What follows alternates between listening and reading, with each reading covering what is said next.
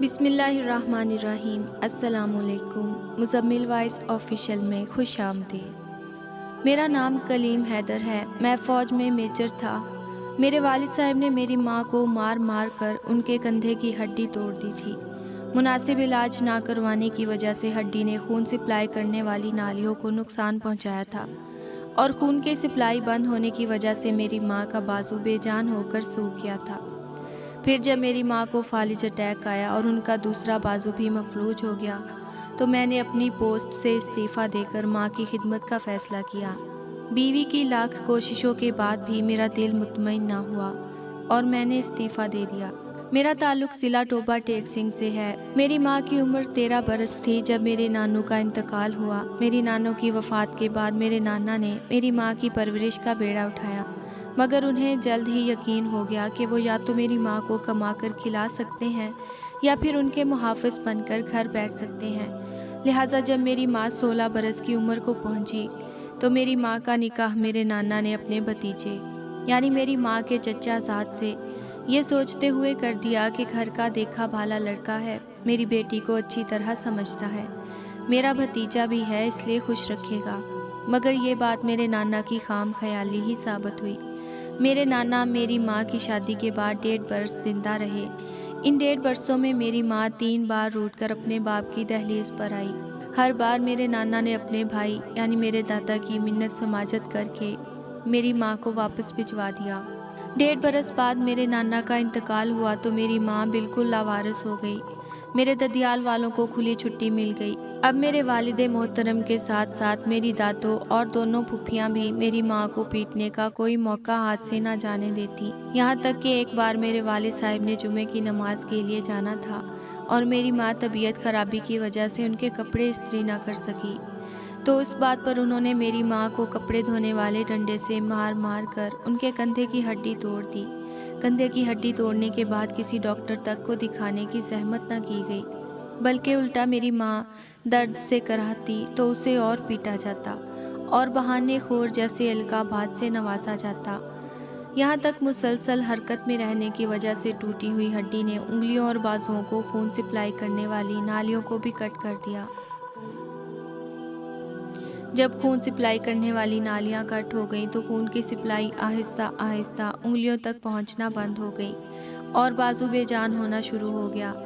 یہاں تک بازو بے جان ہو کر سوکھ گیا اور ساتھ ہی لٹک کر رہ گیا۔ جب میرے ددیال والوں کو یقین ہو گیا کہ میری ماں بالکل مفلوج ہو چکی ہے تو انہوں نے میری ماں پر بد کردار ہونے کا الزام لگا کر اسے طلاق دلوا کر گھر سے نکلوا دیا۔ جب میری ماں کو طلاق دے کر گھر سے نکالا گیا اس وقت میں اپنی ماں کے پیٹ میں 7 ماہ کا ہو چکا تھا۔ 2 ماہ تک میری ماں کو گاؤں کی دائی نے اپنے گھر پناہ دیے رکھی۔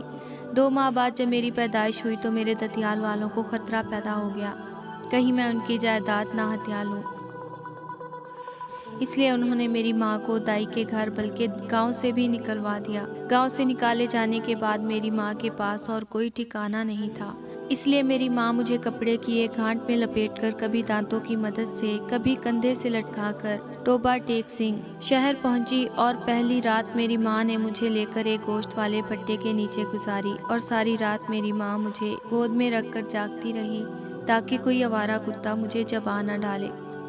وقت گزرتا ہے، پہلے پہل میری ماں فروٹ والی ریڑھیوں کے آس پاس پڑا گندا فروٹ اٹھا کر اپنا پیٹ بھرتی ہے، پھر اللہ تعالیٰ کے بنائے نظام کے ذریعے اس خوراک کو دودھ میں بدل کر میرے لیے خوراک کا بندوبست کرتی ہے اور میرا پیٹ بھرتی۔ جب میری ماں کو بازار میں رہتے کچھ عرصہ گزرتا ہے تو مقامی دکاندار میری ماں پر اعتبار کرنے لگتے ہیں، یوں انہیں دکانوں میں صفائی کا کام مل جاتا ہے۔ دکانوں میں مجھے اٹھا کر اپنے پیچھے جھولی نما کپڑے میں ڈال کر اپنے پیچھے لٹکانے کے بعد صرف ایک ہاتھ سے صفائی کرنا بہت مشکل ہو جاتا، اس لیے میری ماں کچھ پیسے جمع کر کے برش پالش اور ہتھوڑی کیل دھاگا اور سوئے خریدنے کے بعد جوتے سلائی کرنے کا کام شروع کر دیتی ہے۔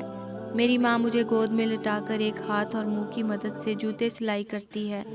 کچھ خدا ترس لوگ میری ماں کو اجرت سے زیادہ پیسے دے جاتے ہیں، جبکہ کچھ اوباش نوجوان جان بوجھ کر سیوریج کی نالی میں جوتا گندا کر کے मेरी माँ को पॉलिश करने के लिए देते हैं और जब वो जूते, मुंह और कपड़े की मदद से मेरी माँ साफ करती है तो मेरी माँ की बेबसी पर हंसते हैं। खैर, वक्त गुजरता है, मैं स्कूल जाने की उम्र को पहुँचता हूँ तो मेरी माँ मुकामी इमाम मस्जिद और चंद मुअज़्ज़िज़ लोगों के ज़रिए मेरे वालिद साहिब इस वादे पर शनाख्ती कार्ड की कापी ले लेती है कि मेरा बेटा बड़े होकर कभी ददियाल की जायदाद में से हिस्सा तलब नहीं करेगा।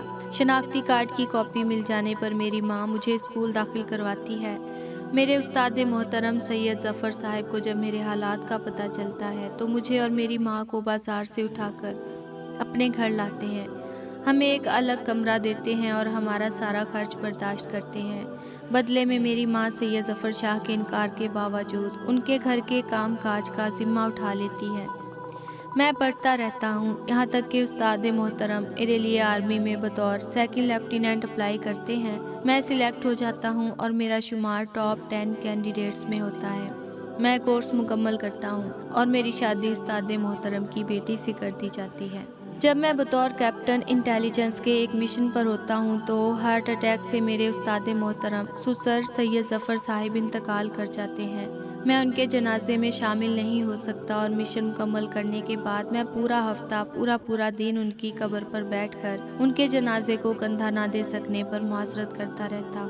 जब दिल का गम हल्का होता तो वापस ड्यूटी ज्वाइन करता हूँ। मैं अपने पूरे बैच में वाहिद और मुनफरिद ऑफिसर था जो पहले खुद जासूस बनकर दुश्मन का सुराग लगाता, फिर अपनी टीम तैयार करके दुश्मन का किला कुमा करता। मैं बलूचिस्तान में एक मिशन पर था जब मुझे पता चला कि मेरी माँ को फालिज का अटैक आया है। मैंने अपने सीनियर्स, बैचमेट्स, यहाँ तक कि अपनी शरीक के हयात के रोकने के बावजूद फ़ौज से इस्तीफ़ा दिया और अपनी माँ की खिदमत में मसरूफ़ हो गया। मुझे याद है कर्नल लतीफ़ और ब्रिगेडियर इम्तियाज़ ने मुझे कहा था, इस फैसले के बाद तुम पछताओगे। मेरी बेगम ने मुझे कसम दी थी कि वो मेरी माँ की खिदमत में कोई कसर नहीं छोड़ेगी, मैं अपने ओहदे पर कायम रहूं। मगर मेरा दिल नहीं माना। मेरे दिल में कहीं ना कहीं खलिश रहती थी कि मेरी माँ जो कुछ मुझसे कह सकती है वो मेरी बीवी से नहीं कह सकती। लिहाजा मैंने इस्तीफ़ा दे दिया और ख़ुद अपनी माँ की खिदमत करने लगा। मेरी माँ जब तक ज़िंदा रही मैंने शायद ही कोई रात घर से बाहर गुजारी हो, नहीं तो मैं 24 में से 18 घंटे माँ के साथ गुजारता था। मैंने छोटा सा गाड़ियों का शोरूम बनाया था जिस पर मुलाजिम बैठता था। मैं सारा दिन माँ के साथ गुजारता था। अल्लाह ताला ने मुझे माँ की खिदमत के सदक़े में इतनी बरकत दी कि मेरे पास आज बैरून मुल्क नॉर्वे में 7 शोरूम हैं। आज पाकिस्तान में मेरी अपनी इंडस्ट्री है। आज मेरी माँ फौत हो चुकी है, मेरे बच्चे जवान हो चुके हैं। मेरी बेटी अमेरिका में ज़ेरे तालीम है। दोनों बेटों ने तालीम मुकम्मल करने के बाद नॉर्वे में बिजनेस संभाल रखा है।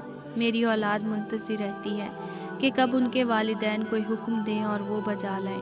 कुछ अर्सा कबल मैं अपनी बीवी के हमरा अमेरिका में अपनी बेटी को मिलने गया तो बेटी के कहने पर हम ओल्ड होम चले गए।